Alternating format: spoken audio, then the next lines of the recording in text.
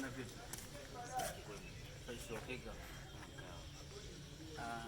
Kuna watu wanakuona sasa hivi live na tunataka kidogo tuambie mambo fulani.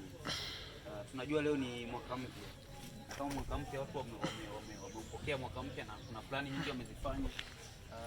Wewe una plani gani kwa mwaka huu? Nipende kumshukuru Mwenyezi Mungu kwa kusema watu wamepokea mwaka mpya. Hapo pia nipenda kuchukua nafasi hii kusema maneno machache sana.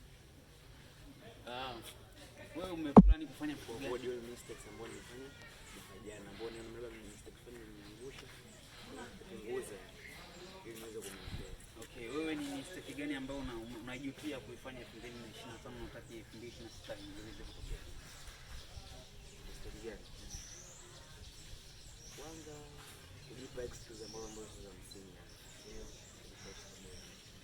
Ndio baadaye kufanya baadaye wala nitakuja nitafanya. Hiyo moja hapo na kitu ambacho kinapoteza muda na kuangusha watu wengi. Kwa hiyo unataka kuambia watu kwamba ile kuchelewesha mambo ambayo ulifanya 2025 mwaka huu hutaki tena? Shukrani sana. Bana pesa. Wakika. Wewe unaitwa nani? Masanja. Okay, leo tuko na Masanja. Yeah. Masanja ana mengi ya kuzungumza. Yeah. Atajibu maswali yangu kadhaa. Sawa. Maswali yangu tu mawili Masanja. Uko tayari kwa jibu?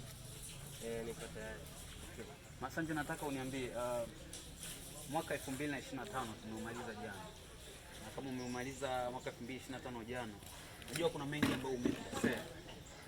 Unaweza kuambia watu kwamba ni mambo gani ambayo umekosea na mwaka huu unapanga kurekebisha?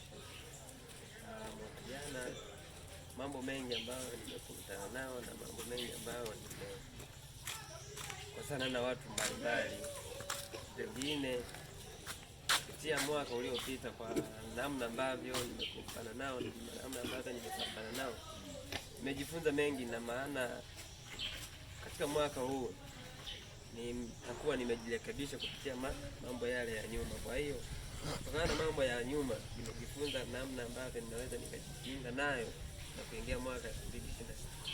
Okay.